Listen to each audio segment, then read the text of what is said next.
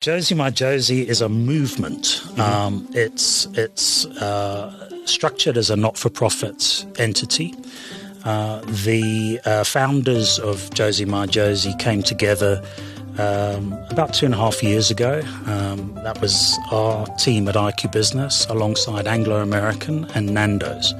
So the three founding directors, myself, Robbie Brosen, the founder of Nando's, and Anton Ace, who is the head of corporate services for Anglo American.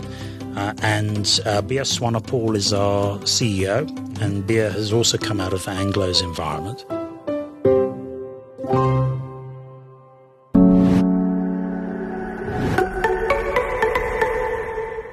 I'm Duncan McLeod, and this is the TechCentral Show. TCS is brought to you by MTN Business. Learn more about MTN Business at their website, mtnbusiness.co.za, and we thank them for partnering with the show to bring you these great interviews. Now, my guest today describes himself as an activist CEO.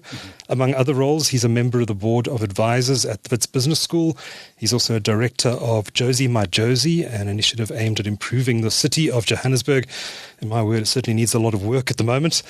He started his career at British Gas and has worked for the likes of Accenture, Merchants, where I think I met him first, Dimension Data, and Supergroup. And he is currently CEO of IQbusiness, a management and technology consulting firm that now forms part of the JSE-listed Reunert stable. His name is Adam Craker, and he joins me now. Adam, it's good to see you. Welcome. Great to see you too, Duncan. Wonderful to be here. Thanks for making the time. Happy New Year, and may it be a good one. I hope so too. Yeah, I think it's going to be. I have a feeling. Well, I hope so. I heard Bruce Whitfield the other day talking about the fact that is this 2020 thrive or 2020 dive? We'd like the former, I guess. Yeah, I guess so. So, Adam, I know that you run an IT consulting, IT services business, but you also have a lot of interest in what's happening in South Africa, and from a political perspective, from an economic perspective. We're 6 months past a very important election, 6 months into a government of national unity. I have to start with this question: what's your take so far, and what do you think is going to happen this year? Duncan, I think it's a positive take, far more positive than this time last year. I think 2024 was a very, very challenging year in so many different ways. And certainly at this point, the sentiment that we have seen building since the election and the formation of the GNU and the intent in the market seems to be much more positive. It's not fed through yet. We're not in a buoyant economy by any means, but the trajectory is positive. So I think the outlook at this stage is far better than we've experienced for a long time. Next week's big happening in the US could change that. We'll see. We have no control over the direction that's taken there, but I think locally things are looking up. Right. So there's a lot of positive sentiment in the market, but I think what many people are probably looking for is some tangible developments, an uptick in economic growth, perhaps some big announcements about investment in infrastructure, etc. For you, what are you looking for? What are the key indicators that will tell you that, hey, South Africa's actually turned the corner, is actually heading in the right direction now? Well, very specifically for us in our business, we have been waiting to see a return of clients to an investment cycle, investing again in really driving their digital strategy, developing their business, opening new products and services or new types of business activity. There are many plans underway. The pipeline looks strong, and we've now completed our first quarter of the financial year. And certainly we can see the right trajectory for us, and the indicators and the demand line seems to be heading in the right direction. I think government have so much to influence, and the most important thing is that although they don't control the market, they certainly have a big impact in terms of the policy decisions and the direction that they set. And so far, so good, I think. But, I know there's lots of questions about whether the GNU will stay together and move forward productively. I've been in South Africa for 28 years, about to celebrate my 28th anniversary, and I came here for 2. Still haven't picked up the accent, though. I'm working on it, so I'm working. And I still haven't picked up South African citizenship yet. I'm working on that as well. Oh, good grief. It took 7 years to get my permanent residency here, and then I'm 3 years into my application for citizenship, which is very challenging.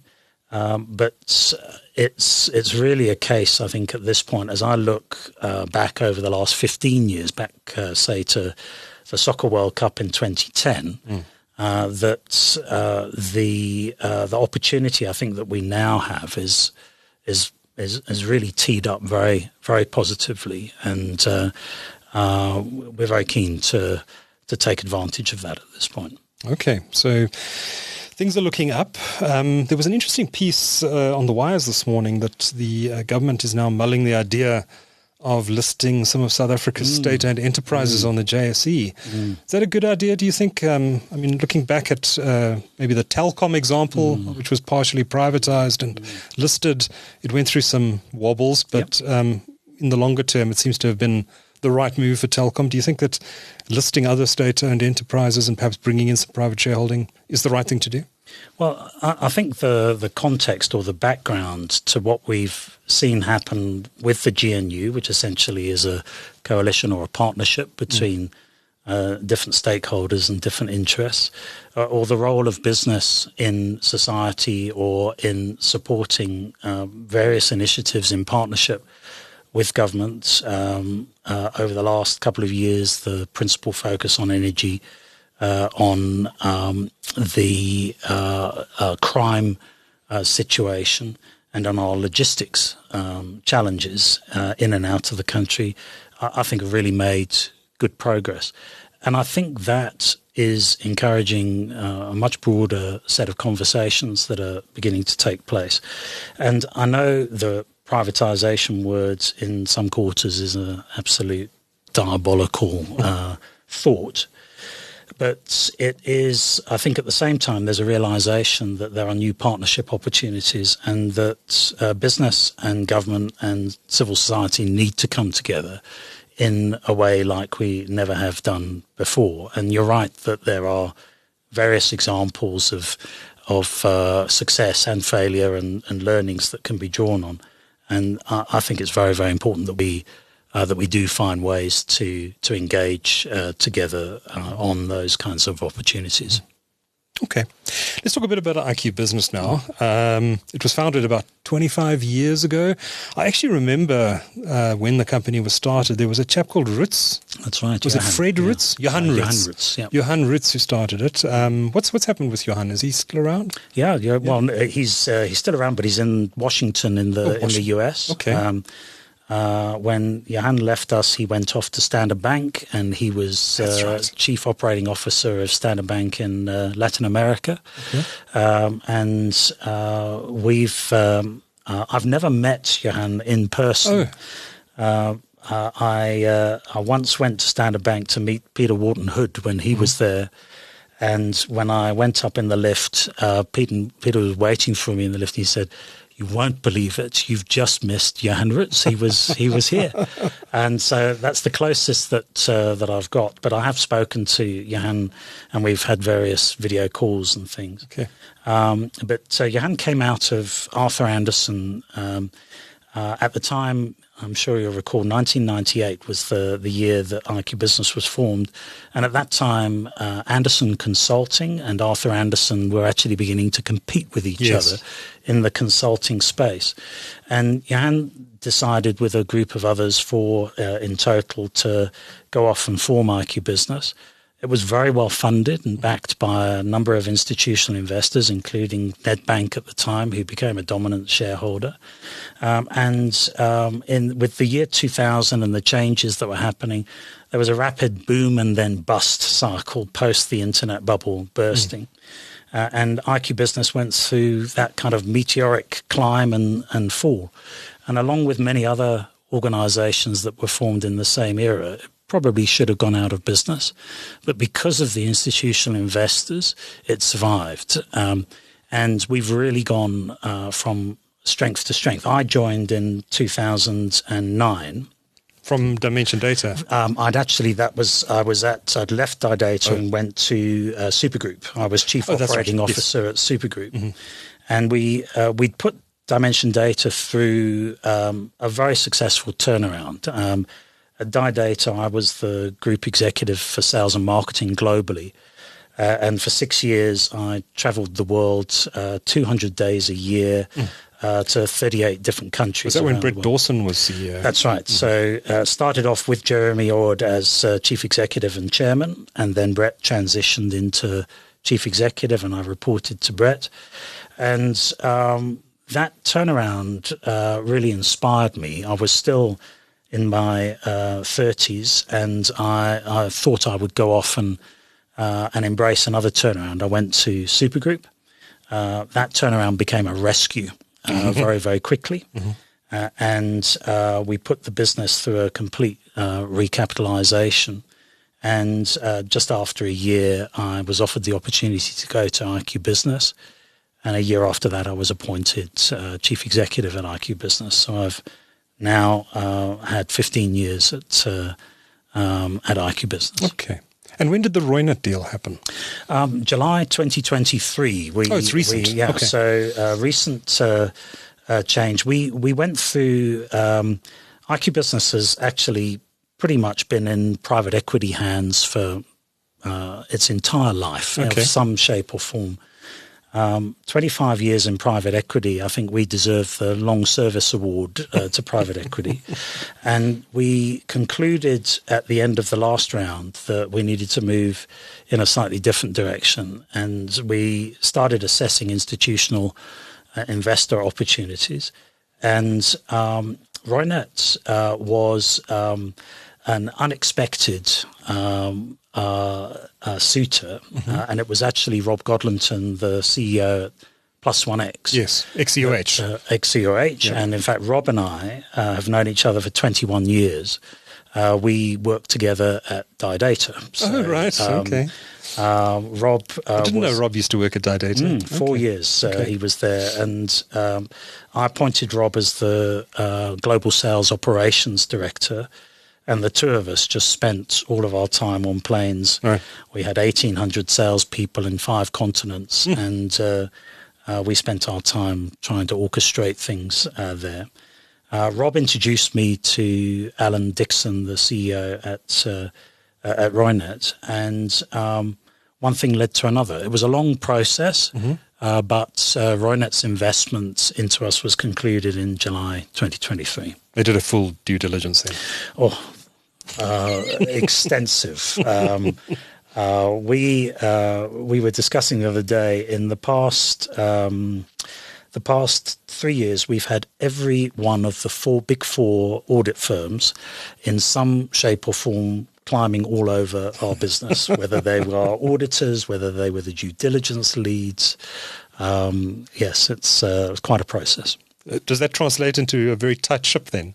Well, I hope so. Yeah. It's I think there's a track record, particularly in the technology services industry, that there are some not so tight ships. And our chairperson at IQbusiness was Cheryl Carolus. Oh yes.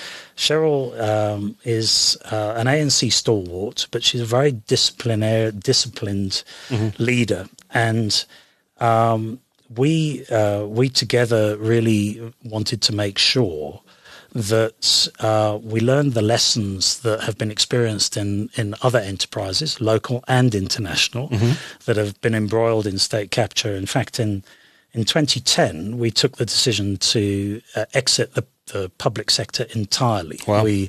And Cheryl at the time, 2009, 2010, was chairperson of SAA, and she took a decision to exit that role. And we sat down together and said, we can see how this is all evolving. Best for us not to participate at all. So we shut it down and focused on the private sector, which was, in hindsight, was a very tough decision to take, but was the right decision. Yeah. Could have been an EOH. Very much, very much. So how big is the team now? You've merged. Well, let's talk about the merger. So Rob started, co-founded Plus OneX. That's right. And has built that up inside the Reunert business. Then IQbusiness was acquired, and now there's been a merger of the two entities. How did that come about, and why did you do it? So Reunert's context first is that, they've been around for 137 years. Yeah, it's one of the oldest companies in South Africa. Absolutely amazing. Yeah. And they were listed on the JSE 77 years ago. They were the 9th listed entity on the JSE, which it's hard to comprehend. 77 years. Yeah, an amazing thing. They have 3 divisions: the electrical engineering, applied electronics, and the ICT division. And we joined the ICT division, which I have to say we don't particularly, as IQbusiness, big I, big Q, when we were more in the management and technology consulting space. So we don't consider ourselves to be an ICT player. But we sit alongside in that space from July of 23, alongside Plus OneX, alongside Nashua, ECN and Skywire in the telecommunications space, and an asset-based finance business called Quince. And collectively, that segment is about a 5 billion rand business. And Reunert really brought us in to be part of the establishment and the growth of that segment. Reunert's history is, of course, in electrical engineering, and then more recently in the applied electronics environment. So from the outset, the conversations with Alan about the investment they wanted to make in us was really about, well, what can we do together, collectively? And there's really an opportunity to develop a homegrown business and technology services offering. And we've very much had the view over the years that why is it in the South African marketplace that our clients are so dependent on international firms for their business and technology services? Why have we grown such successful enterprises on a global basis, whether that's South African breweries, Discovery, Dimension Data, many, many examples? Why haven't we grown a successful business and technology services capability? And we believe that that's our opportunity to do that.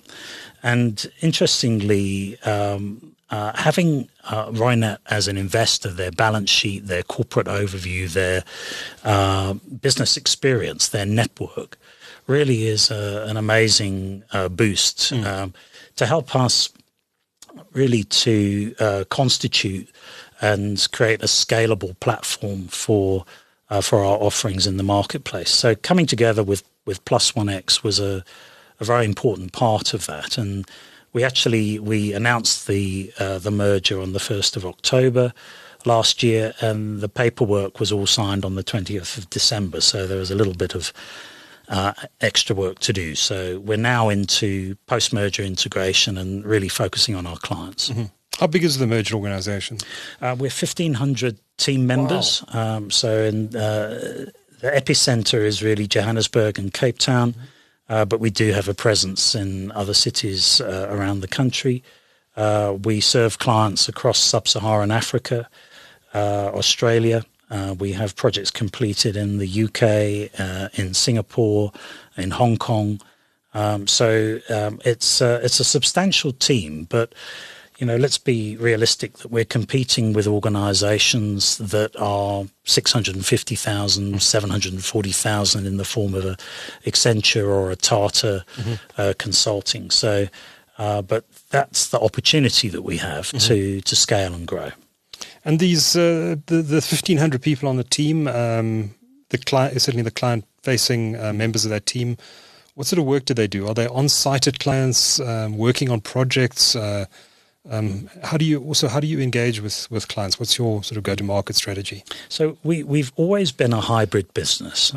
So when COVID came along, that was not something new to us in terms of operating or providing service to our clients. Some of our clients want us on their premises. Some of them want us to deliver from ours, or they actually don't care where we are, just make sure that we deliver the service proposition.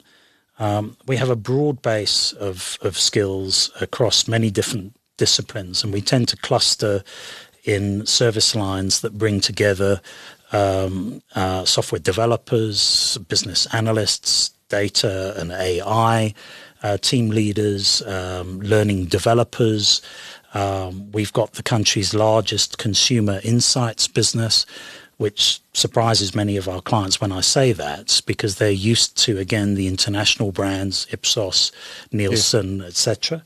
And when I say we're the largest South African consumer research and insights business, we've got a team of 120 that are dedicated to doing consumer research locally and internationally, primary and secondary research, and providing support to organizations like Nando's, Diageo, FMB, MultiChoice. So that's a big differentiator for us in many ways. So broad base of skills divided into internally our service lines, but we have launched 3 brands as part of our merger, positioning ourselves as IQbusiness with a refresh brand, small I, small q business, as a digital integrator. And the digital integrator, we really think, is a market-making play for us, supported by our technology business, IQX. And is that mainly the Plus OneX? Plus OneX mainly went into IQX brand structure, and then our business innovation agency called Midnight. And that's where we're really working with clients at the front end of their digital strategy. We called it Midnight because midnight is when today becomes tomorrow.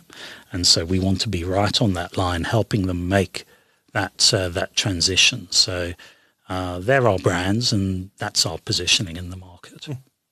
Okay. So IQbusiness isn't the only hat that you wear. You've been involved in various initiatives over the years, including various non-profits. I'd like to just chat a little bit about Jozi My Jozi. You're an executive director of that organization. What is Jozi My Jozi? And what's it doing to try and fix this mess that Joburg is in? So it was triggered through a discussion that Robbie and I were having in our role as advisory board members at Wits Business School. When Anglos made the decision that they wanted to move out of their Marshalltown precinct and move to Rosebank and London, they approached Wits Business School to offer them the Marshalltown campus as a future campus for Wits. Robbie and I were tasked with evaluating that opportunity, and although an absolutely spectacular opportunity, the wrong side of the railway line for Wits University and Wits Business School, and an operating cost that really could not be absorbed into the Wits structure. And although we gave disappointing feedback to Wits on our recommendation, we then said, but we have to do something. And that became the seed for Jozi My Jozi. And Robbie is a very, very passionate driver and leader. And he contacted a young creative, Malu Maslangu, who had grown up in South Africa, born in Johannesburg, but he was living between Miami and New York. And Malu had led the creative design with a creative agency in the US for 2 Super Bowl ads in his time in the US, which itself is absolutely phenomenal. And he said to Malu, it's time for you to come back to your birthplace. We need you, and we need you to create something for us. And Milou applied his mind, and essentially, if you think now, 1977 is when the I Love New York campaign, the T-shirts with the I Heart NY on there, was launched. So it's nearly 50 years old now. And our challenge was to say, Jozi is in such a poor state. Mm-hmm. It's going to take 30 to 50 years commitment to get it back from the brink of destruction. And that became the seed for Jozi My Jozi. We've been joined by the University of Johannesburg, by FNB, Standard Bank, ABSA, Nedbank, the Maharishi Invincibility Institute, Dr. Taddy Blecher, Investec, PG Glass, Microsoft. There are about 45 organizations that are now part of this transformation. We formed a partnership with the City of Johannesburg, with the city management, not the city mayor. And we've led a series of initiatives that are targeting really reinvigorating the inner city, bringing business back into the city and driving growth for Jozi. Mm. And so what are some of the wins that you've had so far? What are some of the projects that you've been involved in? In the first instance, our role as IQbusiness is that we're the ecosystem orchestrator. So we've invested significantly in deploying an operational team to provide support to the Jozi My Jozi leadership. We've developed the website. We're building that out into a partner-based ecosystem model. It gives us an opportunity to lead by example and demonstrate what we do in our environment. We're a B corporation. I don't know if that's a familiar term to you. I can explain in a moment. Mm-hmm. But we decided that we would focus on something really symbolic that people would see. And we decided the Nelson Mandela Bridge was the first point of contact to become a beacon of positivity for the city. We were partnered by ABSA, PG Glass, and various other partners, and we've taken back control of Nelson Mandela Bridge. It's fully illuminated with solar lights. It's fully illuminated with LED lights for color change. There's security patrols on the bridge. The glass has been replaced by PG Glass. It was all shot out, and the bridge is back. Shot out? Totally smashed to pieces and gone. It was a travesty. We've then installed about 650 solar lights across the city, lighting the pathways through the city, improving safety and security. Maharishi moved into number 45 Main Street and have taken over a 40,000 square meter building. It's absolutely phenomenal. If you get a chance, I don't know if you've ever been, I absolutely recommend as an experience to go. Dr. Blecher runs a monthly immersion to bring people that are interested to see what's happening there. It's off the charts what's happening there in the city. Wits University are moving into 47 Main Street to create the Crucible, which is the Wits Crucible, which is the Centre for Entrepreneurship and New Ventures, so on and so forth. There are many initiatives across 5 pillars that are underway in the city. Mm-hmm. And I presume you've had engagements with the city itself, the metro? Oh, very much, yeah. What's been the feedback? I mean, there's been so much criticism of this metro for many years now. Yeah, rightly so. Yeah, yeah. What have those engagements been like? So the city, in my view, my personal view, is that it's just become a war zone. And any war zone that you look at becomes symbolized by infrastructure destruction and human life destruction. And the city of Johannesburg, although it's not fair to compare to some of the ongoing wars around the world, it does resemble that in so many ways. Our engagement with the city has been very good. We formed an MOU with the city. We approached them on the various projects and the funding options that we would bring in. And we were embraced in that process, even to the point where at the very beginning of any of the initiatives that we wanted to do, had to apply for way leave to paint the Nelson Mandela Bridge or to repair the infrastructure. We now have a blanket way leave agreement with the city, and that blanket way leave provides us with the opportunity to give notice to the city that we're coming to do this work. They have a period to respond to us. If they don't, we have the opportunity to do that. So that's been very good. We also, at a provincial level, are engaging with provincial government, in particular with COCTA, and they're working closely with us and supporting the Jozi My Jozi initiative.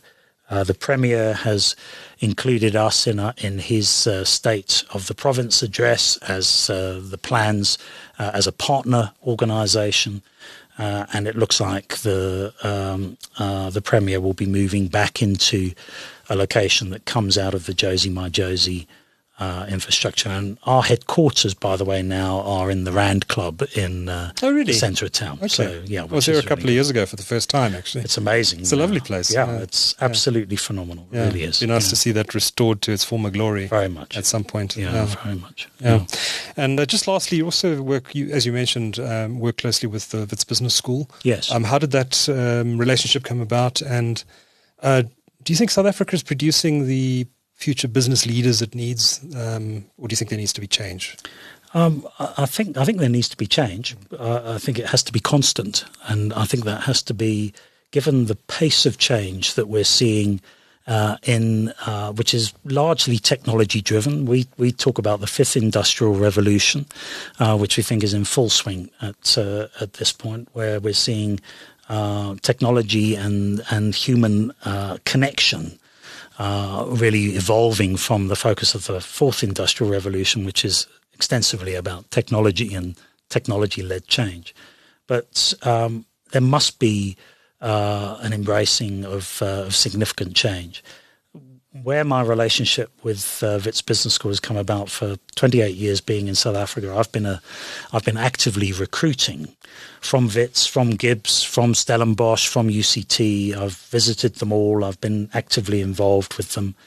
I'm still very actively involved in my alma mater at IMD in Lausanne, in Switzerland. But when Prof. Maurice Radebe was appointed as the Dean of Wits Business School, he was a past client of mine. He was Senior Vice President of Energy at Sasol. And he went into retirement, and then I think 6 months later, his wife booted him out of the house and said, "This isn't going to work." And he arrived at Wits Business School, and we got together very quickly. And he said, "Can we work together in a different way?" And it has been the most amazing personal experience, and the progress, the change that he's led, with the support of the academics and the operational team there at Wits Business School, which actually was looking in a very diabolical mess before he joined, really has been significant. So I'm loving being part of that advisory board and playing a part, and it's vitally important where the synergy is, and back to being a B corporation, is the role that we need to play, which is synergistic with, I do these things in part because it's good for business, and it's actually driving a better quality recruit into our organisation. Okay. But do you think business schools in South Africa are producing the right talent for the future? I mean, given things that are going on in the world's moving at a very rapid pace, the rise of artificial intelligence and the changes that could bring to the business environment. Are we producing the right talent to grow South Africa's economy? I think that what I've noticed in South Africa over the years, firstly, is that we think that the rest of the world is so far ahead of us. They're not.